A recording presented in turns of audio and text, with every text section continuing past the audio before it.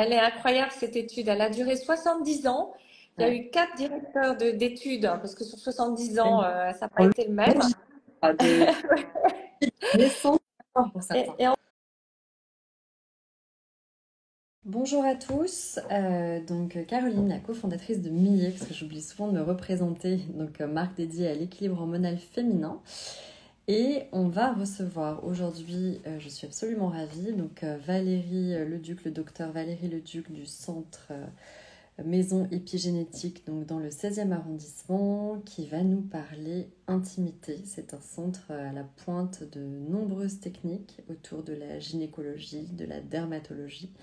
Donc, je suis absolument ravie de la recevoir. Bonjour Valérie, merci bonjour de nous rejoindre. Caroline, ravie de passer ce petit moment avec toi. Voilà, ravie de te revoir. On aime beaucoup votre centre. Je trouve que je faisais une petite introduction du centre de la Ouais. maison épigénétique, mais tu la présenteras mieux que moi. Tu peux peut-être rappeler un petit peu la vocation de la maison épigénétique, parce Oui, que je pense que ça parle avec plaisir. Alors à en tout fait, la maison le monde. épigénétique est basée sur l'épigénétique, donc ce qui est au-dessus de la génétique. En fait, aujourd'hui, on sait que la génétique importe peu dans notre santé. Elle n'apporte que sur 5% de notre ADN. Et les 95% restants, c'est notre mode de vie qui va influencer notre ADN et nous permettre de rester en bonne santé ou malheureusement de tomber malade. Maintenant, on sait que 90% des maladies liées au vieillissement, qui sont cancers, neurodégénératifs et cardiovasculaires, sont dues à notre mode de vie. Donc nous, on est vraiment là pour apprendre, coacher nos clients à changer leur mode de vie, à prendre de bonnes habitudes pour rester en bonne santé. Parce que c'est bien de vieillir, d'aller jusqu'à 100 ans, mais si c'est pour être grabataire dans un EHPAD, c'est pas intéressant. Nous, ce qu'on cherche, c'est vraiment de ne pas tomber malade. Tout à fait. Et ce que j'aime dans votre sens, c'est Voilà. qu'en plus, vous mixez différentes disciplines. Oui, Ça veut dire qu'on va de absolument. yoga, pilates, à des techniques finalement plus médicales et assez Tout à révolutionnaires fait. en Absolument. intimité. Tu as raison, Caroline. En fait, les 5 piliers de l'épigénétique, c'est l'alimentation. Donc, on est très branché alimentation, bien sûr. Et donc, on a un restaurant où vous pouvez déjeuner. C'est très light, très healthy, comme on dit. L'activité sportive, donc avec des coachings, parce que l'activité sportive est essentielle pour rester en bonne santé. Et puis, bien sûr, la gestion du stress que tu disais. Donc, il y a le yoga. On a un pôle awareness à la maison épigénétique avec des cours de respiration, du yoga, des bains de son, de la méditation pour rester vraiment gérer son stress au mieux. Et puis on a aussi des machines, comme tu dis, la luminothérapie comme Miltaderm, qui est une lumino, j'allais dire, très efficace parce qu'elle va en profondeur. Et donc on a des programmes anti-stress, pour favoriser un bon sommeil, contre les migraines. Enfin, on est très holistique. Et puis, on a un pôle biohacking. Comment être plus efficace et plus rapidement pour améliorer la santé de notre organisme. Donc voilà, on a ces 3 pôles-là. Et le pôle beauté, mais pour nous, la beauté, c'est in and out. Donc on s'occupe aussi de la santé. Parce que je dis toujours, on ne peut pas être beau ou belle si on n'est pas en bonne santé. Complètement. D'ailleurs, toutes les dernières études vont dans ce sens. Quand on Absolument. voit même les études parues sur Good Life, donc il y a de plus en plus de choses, comme tu disais, sur l'impact de l'alimentation. La seule chose qui ressort en plus, qui est assez logique finalement et amusante là, quand on lit la conclusion de l'étude d'Harvard dans Good Life, c'est le côté relationnel aussi. Relationnelle. Elle est incroyable cette étude. Elle a duré 70 ans.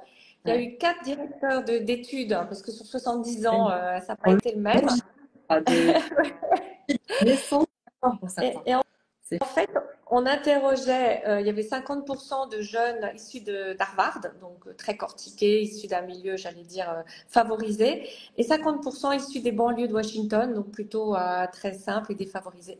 Et à chaque fois, on leur demandait, quand ils rentraient dans l'étude, c'est quoi pour vous réussir votre vie, c'est quoi?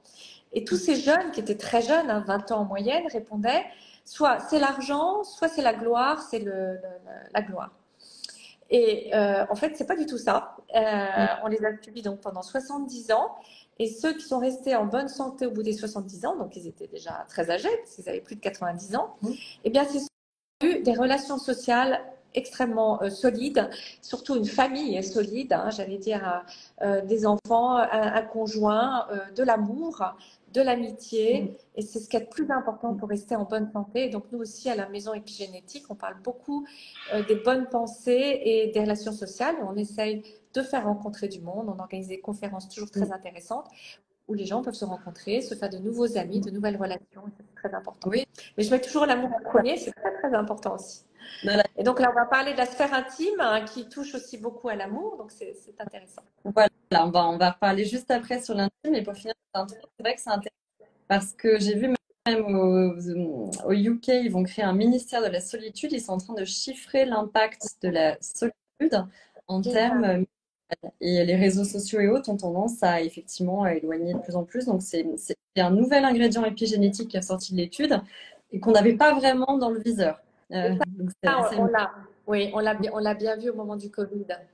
Le fait d'isoler les gens, ça a été une catastrophe. Ouais.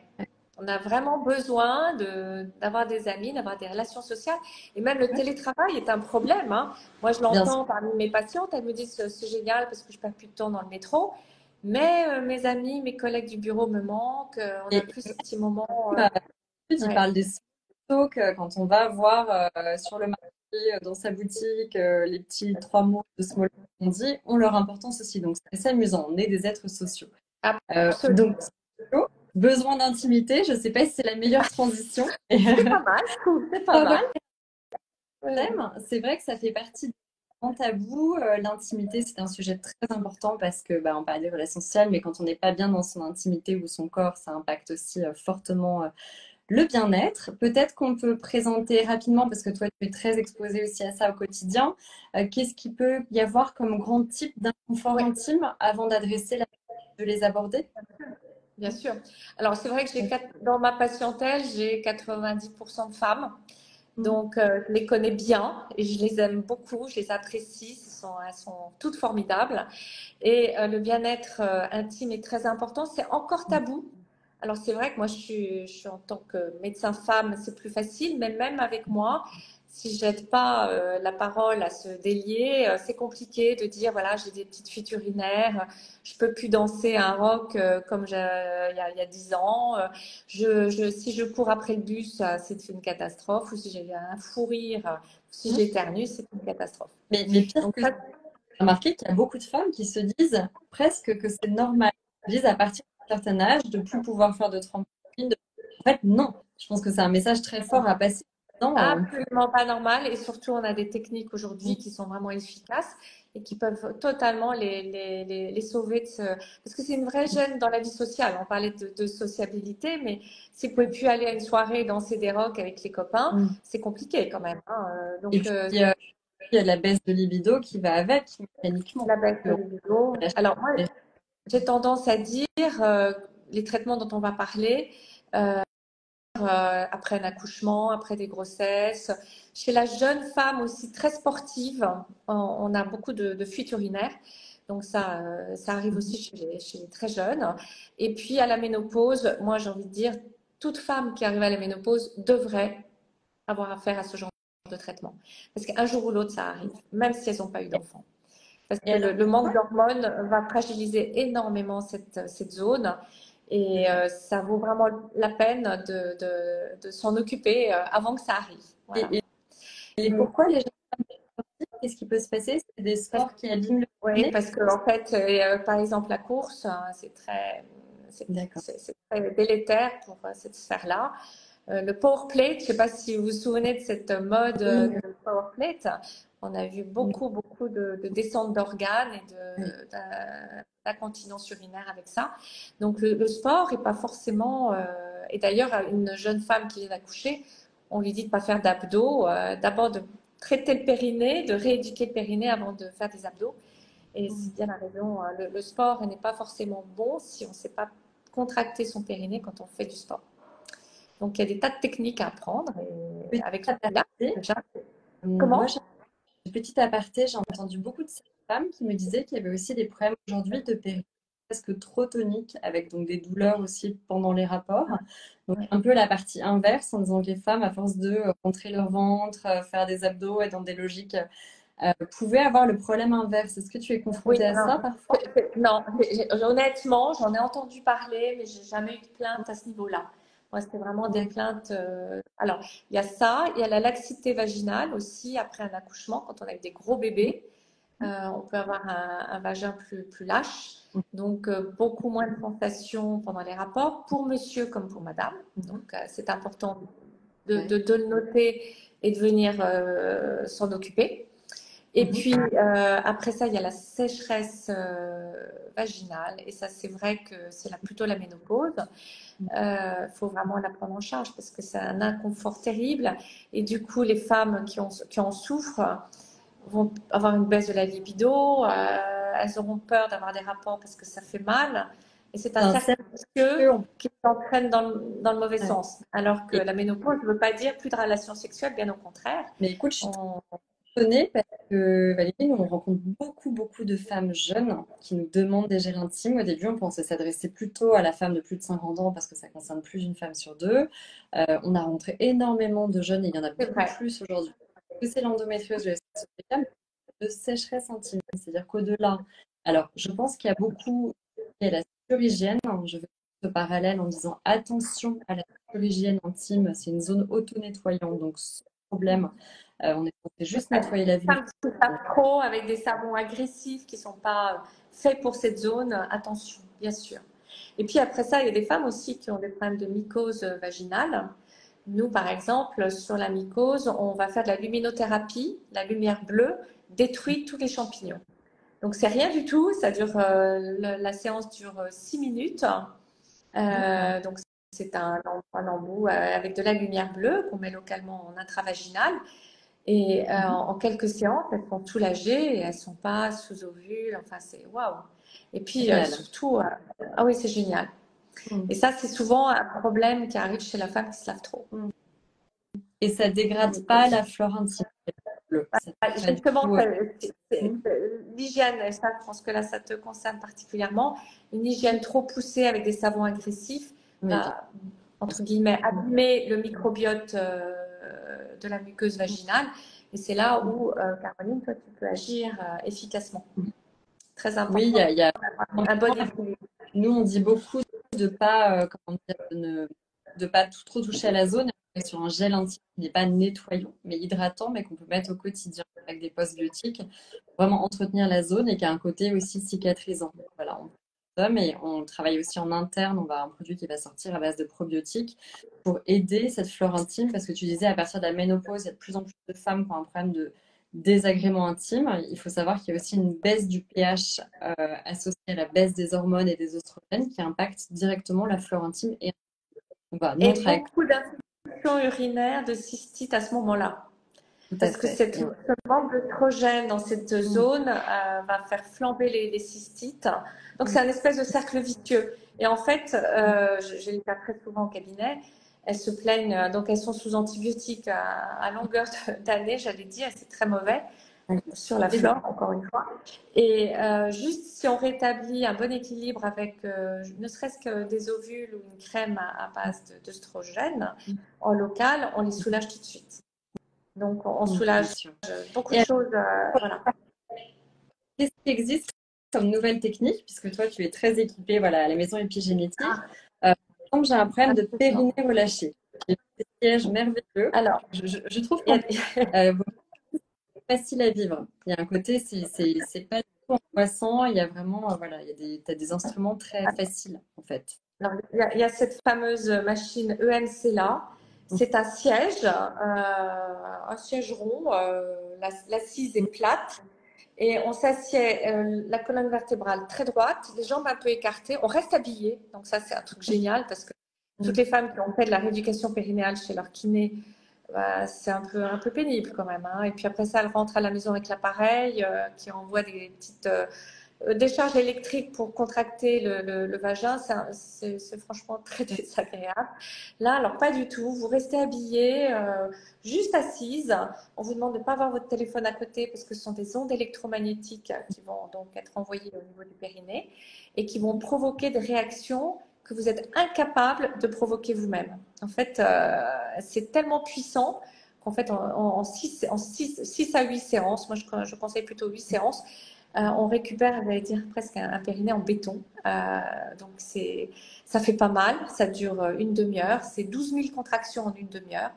Je leur donne mon livre à lire, elles sont très contentes.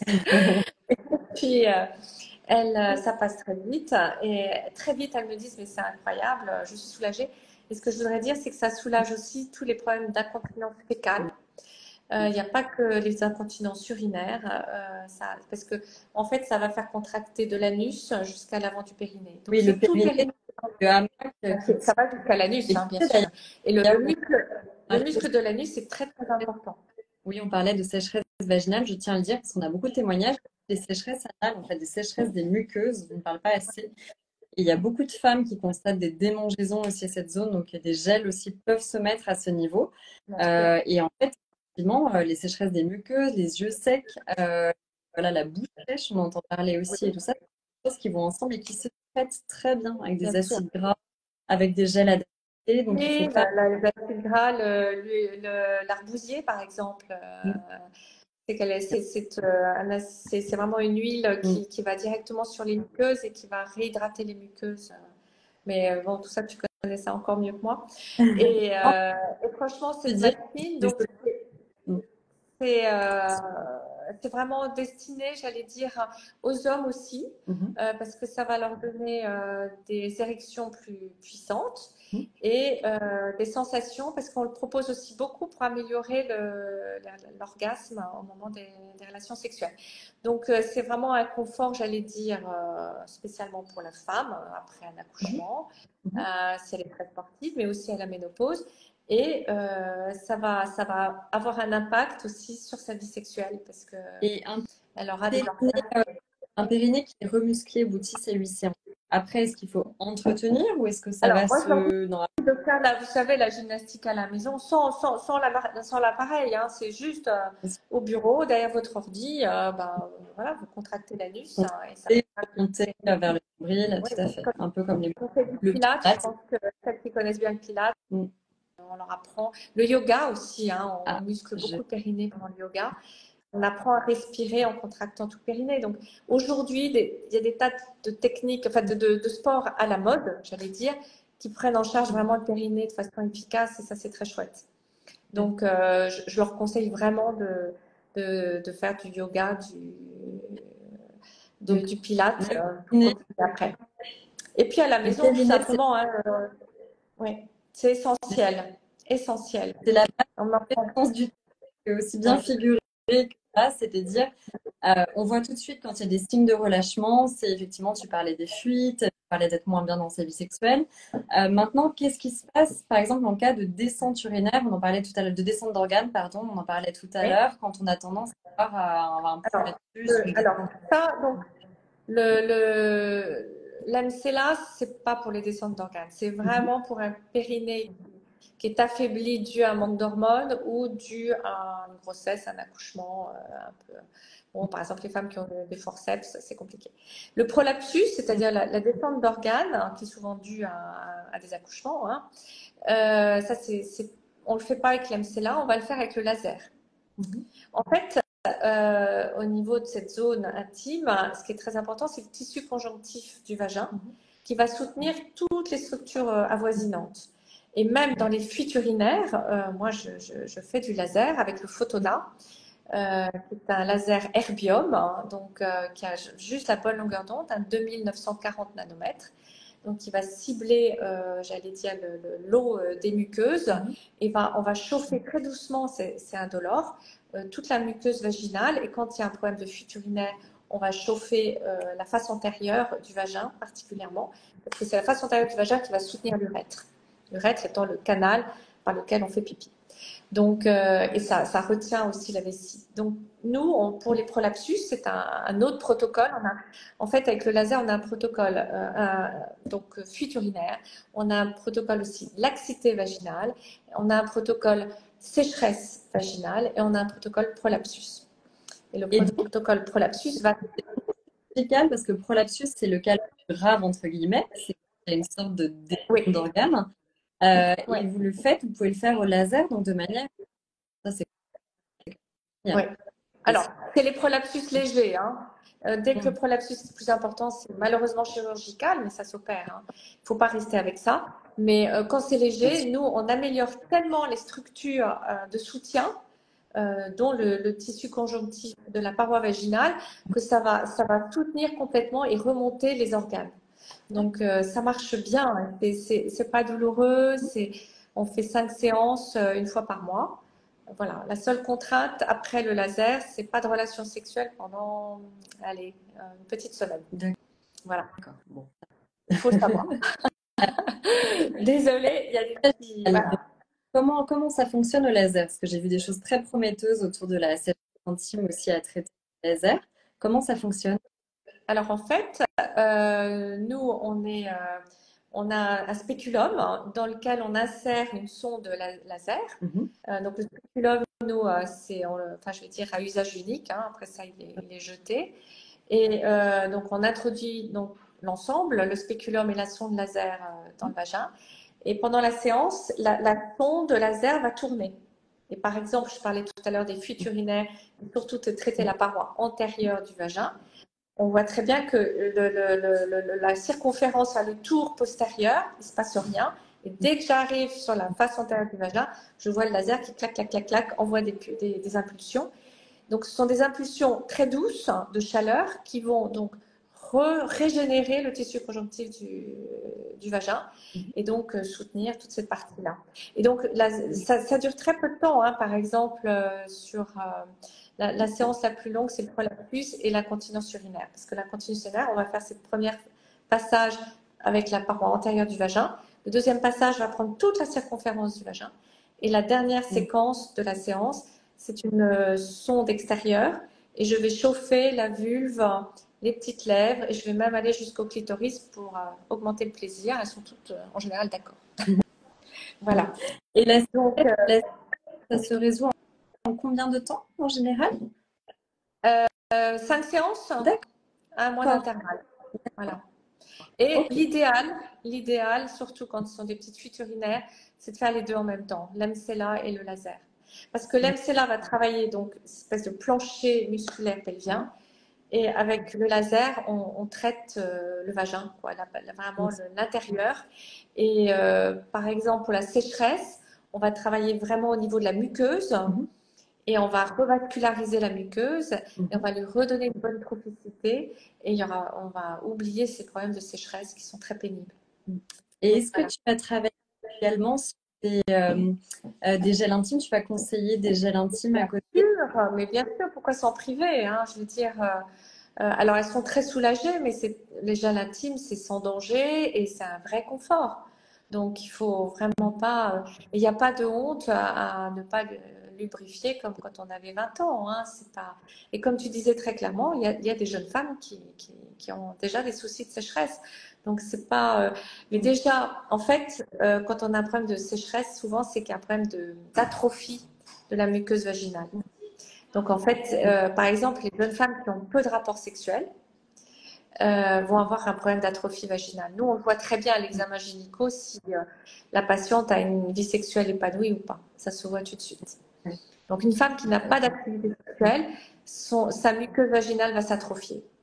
Et on est vraiment là. Des rares liens qu'il y a sur l'âge de la ménopause, c'est-à-dire que moins la vie sexuelle a lieu fréquemment, plus la ménopause peut s'avancer de par 2 ans en fait, au même que la cigarette. C'est fou. Donc, ouais, il y a un lien très clair là-dessus aussi.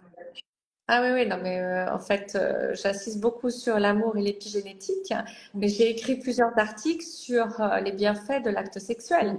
C'est un bain d'endorphine incroyable qui vous porte sur 48 heures. Donc, faut pas s'en priver. Et puis même, si on est bien accompagné, bien sûr. Hein, voilà, mais j'insiste, mais même quand on est seul, il faut pas hésiter. Il faut vraiment que les femmes apprennent aussi à se sexer. Et c'est important, quoi. Ça fait partie. Bien sûr, et il n'y a pas de honte. Ça peut se faire toute seule ou en couple, bien entendu. Et je crois qu'aujourd'hui, on a le choix. Et ça devient, j'allais dire, presque banal. Il n'y a pas de honte à faire ça. Surtout pas. Et se faire plaisir, c'est tellement dans l'épigénétique aussi. Je sais que faire l'amour, alors c'était une fois par semaine, va vous faire gagner 10 ans de longévité. Donc, franchement, faut pas s'en priver. Mais là encore, faut avoir la bonne personne, bien sûr. Oui, et puis il Donc, faut bien limiter. oui, bah, bien sûr. Bien sûr. Et donc, question. quand on est... Oui, excusez-moi. Question parce qu'on a parlé donc de sécheresse, on a parlé de périnée. Au niveau du syndrome génito-urinaire, si tu peux nous expliquer un peu, parce qu'il y a aussi tous les désagréments. Nous, on entend beaucoup, on avait parlé rapidement des cystites ou des mycoses. Quelque chose qui a augmenté avec l'âge et la fragilisation de la flore. Il faut savoir que l'urètre est tout près de la vulve, hein, donc tout peut passer de l'un à l'autre. Et surtout, faire très attention, justement, on dit toujours aller faire pipi après un acte sexuel, ça c'est important. Avoir une hygiène avec des bons savons adaptés aussi, c'est important. Et moi, je conseille beaucoup chez les femmes qui ont un problème d'atrophie vaginale le laser, mais de mettre des crèmes à base d'œstrogène parce qu'elles vont récupérer une bonne atrophie de la muqueuse. Et toi, ce que tu proposes avec tes probiotiques, c'est très très important aussi. Et ça évite ces problèmes de, j'allais dire, génito-urinaires, de cystite, hein, parce qu'il y en a beaucoup. Hein. Moi, je suis affolée du nombre de patientes qui sont traitées par leur médecin par des antibiotiques à longueur d'année. Mais c'est pas possible. C'est pas bien du tout. Elles vont avoir des résistances. Et puis les cystites, après ça, n'auront plus de symptômes. Elles vont avoir des cystites sans symptômes. Et on aboutit à des pyélonéphrite. Pyélonéphrite, c'est l'infection du rein. Moi, j'en vois. Hein, quand j'ai une patiente qui me fait 42 fièvres, je ne comprends pas. Je n'ai pas de symptômes. Je dis tout de suite, faites un ECBU, un examen d'urine.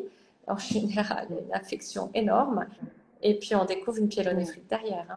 Donc ça, c'est pour moi, c'est un diagnostic auquel je pense toujours quand il y a une fièvre élevée qui n'est pas expliquée. Donc effectivement, finalement, en quelques mois, comme tu dis, un vagin de leur état, on peut vraiment travailler tout ça. Est-ce qu'il y a des choses au niveau de la vulve, parfois des interventions que tu vois, il peut y avoir des inconforts à ce niveau-là? On entend de plus en plus parler de douleurs vulvaires aussi. Alors, douleurs vulvaires, faut faire attention parce que du coup, les femmes se bloquent. Dès qu'il y a des douleurs à la pénétration, elles ne veulent plus faire l'amour, elles n'ont plus de libido. Et c'est le début du cercle vicieux et d'une perte de vie sexuelle. Donc, moi, je suis très vigilante par rapport à ça. Donc, quand c'est ça, j'aime bien prescrire des crèmes à base d'œstrogène, là encore. Parce que c'est un problème de trophicité et puis peut-être aussi d'une musculature, comme tu le disais au début, un peu trop poussée. J'ai envie d'arrêter de faire des exercices de périnée, de musculature du périnée, parce que pour elle, c'est pas non plus une bonne chose. Un peu de sophrologie, de se détendre, d'apprendre à respirer. Ouais. Et alors moi, j'en ai pas beaucoup Oui. Qui va trop se contracter, ça devient très douloureux, et puis presque l'homme n'arrive pas à pénétrer la femme, hein, c'est compliqué. Donc, alors j'ai pas trop le cas dans mes patientes, mais ça existe, je le sais. Et moi, je conseille vraiment d'aller apprendre à respirer, faire un peu de sophro, déstresser avec ça. Oui, absolument. Et alors là, la luminothérapie marche très très bien sur ce genre de problème, sur les douleurs. Ça marche sur les mycoses, mais ça marche aussi très très bien sur le vaginisme. C'est vraiment facile. Hein. C'est une sonde avec de la lumière, on sent rien. Et ça dure moins de 10 minutes. Bon, il faut le faire plusieurs fois, mais c'est très efficace. Donc, oui, on est vraiment un ensemble de solutions qui sont indolores et en tout cas pas trop on change la vie des femmes. Moi, j'ai beaucoup de femmes qui ont entre 50 et 60 ans, qui sont seules et qui espèrent rencontrer la bonne personne et qui me disent, écoutez, moi, je n'ai pas envie de rencontrer aujourd'hui, je ne me sens pas prête à rencontrer un homme parce que je n'ai plus de libido, parce que je suis pas à l'aise avec mon intimité. Donc, elles viennent me voir, c'est mignon, elles viennent se préparer pour la future rencontre et être au top quand elles vont rencontrer la personne qui leur convient. Donc, c'est chouette parce qu'elles ont pris conscience de leurs problèmes, elles ont pris conscience qu'on pouvait faire quelque chose. Hein. Et franchement, là, il n'y a pas de bistouri, il n'y a pas de douleur, il n'y a pas d'éviction sociale. C'est c'est facile et c'est Et franchement, c'est indispensable, c'est surtout. rapide en plus. Souvent. C'est-à-dire que C'est le indispensable à leur syndrome bien-être. génital-urinaire, voilà, le syndrome Absolument. génital-urinaire qui va se prendre avec l'âge et qui a aussi un relâchement des muqueuses que finalement tu peux en parler de mycose, de désagréments ou d'infections urinaires à répétition. C'est quelque chose qui va se traiter conjointement et voilà, si on entretient bien sa flore intime, son plancher pelvien, voilà, sa muqueuse, normalement tout rentre dans l'ordre. Donc c'est aussi une bonne santé. Absolument. Non, mais c'est tellement important pour le bien-être et encore pour l'épigénétique. Hein, je reviens sur l'épigénétique. C'est vraiment comment ça fait partie de nos recommandations. Je veux dire, une vie sexuelle épanouie, pour nous, c'est très important. Tout à S'il fait. y a un problème, on a des correspondants sexologues pour aider. En fait, on essaye d'annuler tous ces tabous parce que c'est vraiment dommage. C'est voilà. Et puis de femme à femme, on se parle facilement, on se comprend. Enfin, je veux dire, Tout à fait. il y a pas de jugement, il y a que de la bienveillance et la volonté d'aider. Donc, Et ben bravo en tout cas pour tout ce que vous faites. Donc voilà, et vous nous, savez qu'il existe des dis-nous un peu plus, comment? peut-être.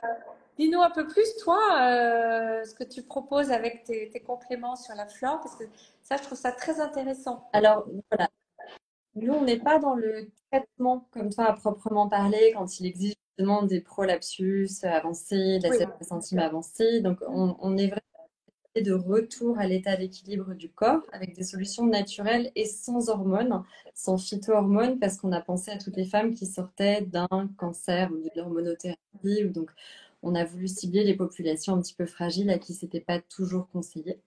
Et on a travaillé notamment avec une sage-femme qui est assez exceptionnelle et qui nous a aidé à travailler une gamme de 2 produits. Donc, on a un gel intime et un probiotique en fait en ingestion qui va travailler sur la flore intime et intestinale, auquel on a rajouté de la cranberry, qui, comme tu sais, est aussi un ingrédient indispensable pour éviter les- voilà, que les infections urinaires remontent à l'urètre. Mais il ne faut pas oublier tous les gestes, évidemment. Tu disais voilà, de faire pipi après l'amour, tout ce genre de choses est très important, pas de surhygiène intime. Mais c'est vrai qu'aujourd'hui, quand on regarde les études, bah, la conjugaison de postbiotiques, en fait des souches inactivées en local, avec évidemment des équilibrateurs de pH et des bonnes souches en interne, en ingestion, c'est vraiment assez gagnant, surtout depuis qu'on a interdit, tu sais, les ovules à base de probiotiques qui se mettaient en local, oui. qui aujourd'hui ne sont disponible. Et donc, voilà, il existe des solutions et honnêtement, en quelques semaines, hein, comme tu dis, on peut sentir la différence. Et c'est amusant parce que tu Génial. parlais de sensations. Nous, le mécanisme sur lequel on travaille pour relancer les sensations, en fait, on s'est rendu compte que les zones les plus sèches, tu parlais d'atrophie tout à l'heure de la zone intime, bah, le corps économise en fait là où il n'y a pas effectivement de relations sexuelles, voilà, comme l'ovulation, ce genre de choses, il va économiser quand il n'y a pas de relations sexuelles fréquentes. Donc, sur une muqueuse sèche, il faut savoir que les premières cellules qui vont trinquer, c'est les cellules sensitives en fait, donc les fameux nerfs. La densité d'innervation de la zone va baisser sur une muqueuse plus sèche et plus atrophiée. Et donc, on a un ingrédient qui est objectivé là-dessus par un essai clinique hyper intéressant qui va jouer sur la densité d'innervation de la zone. Et rien que de renforcer la densité d'innervation va permettre de relancer la lubrification naturelle. Donc, on parlait de, voilà, entretenez des relations intimes, faites-vous plaisir, mais vraiment, le corps a une logique finalement assez logique. C'est-à-dire que Oui, oui. si plaisir, si on entretient ça, il y a une acceptation du corps, il y a une lubrification naturelle qui va aussi se relancer toute seule et c'est ce qu'on constate. Et donc, c'est très important de ne pas laisser s'installer des douleurs ou des inconforts dans la zone intime parce que bien souvent, au début, c'est difficilement palpable. Il y a beaucoup de femmes jeunes qui disent, bah, je sais pas, j'avais des petites douleurs pelviennes pendant le yoga ou en faisant certains exercices, mais c'était pas identifié. Et puis, je suis plus inconfortable pendant mes sports, mais on ne sait pas tout de suite poser des mots dessus. Donc, c'est très important d'en parler à sa gynécologue, de se renseigner, d'aller, voilà, d'en parler autour de soi parce qu'il y a plein de solutions aujourd'hui. Il faut surtout pas le laisser s'installer. Est-ce que tu peux nous dire aussi par rapport à ton gel intime ce que tu as de plus par rapport à tous les autres gels? Alors déjà, on est le seul qui contient des pré et des postbiotiques, un complexe de pré et postbiotiques. Sinon, on a vu des gels intimes nettoyants, mais nous, avec la sage-femme avec laquelle on travaille, qui milite contre les nettoyants intimes, et qui nous dit que l'eau est très décapante. Déjà, on voulait plutôt le faire sous forme de gel parce que c'est plus, comment dire, c'est plus doux pour la muqueuse, c'est moins décapant que de faire avec de l'eau. Ensuite, on a un équilibrateur de pH, mais ça comme beaucoup. On a ce fameux extrait de muguet bleu qui va jouer sur la densité d'innervation, donc finalement la relance de la lubrification naturelle.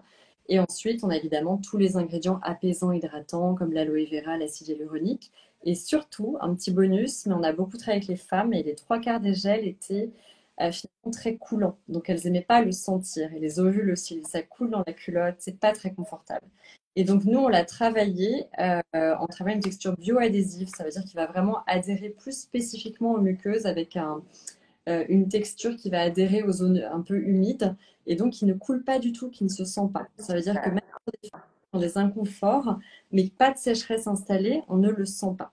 Et ça, c'est une différence énorme. Ça veut dire qu'il faut mettre plusieurs heures avant un rapport. Et là, aujourd'hui, il marche tellement bien, on est tellement recommandé par des gynécologues qu'on est en train de lancer notre premier essai clinique sur ce produit. Euh, Wow. c'est un service d'urologie qui nous a contactés au départ, mais il notait une diminution des récidives de cystite parce que le fait de mettre au quotidien des pilules et des postbiotiques a l'air de vraiment alléger ces symptômes, même en prévention. Bravo. Donc, c'était du bon sens, mais ça marche.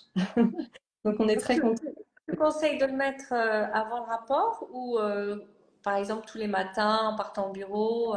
Ça va dépendre de l'état de la muqueuse de chacune, parce que comme tu sais, il y a des stades plus ou moins avancés de sécheresse intime. Mais nous, les premiers tests qu'on a fait donc sous contrôle médical, les femmes qui avaient des sécheresses avancées, qui en mettaient plusieurs fois par jour au début, pouvaient en mettre au bout de 20 jours. Elles pouvaient en mettre plus qu'une fois par jour, une fois tous les 2 jours. Donc dans ce cadre-là, en fait, c'est toujours la même idée. C'est que tant qu'on se sent bien et confortable, on n'a pas besoin d'en remettre. Par contre, soyez attentifs et dès que vous sentez que ça tiraille un peu ou qu'on est plus inconfortable, on en remet.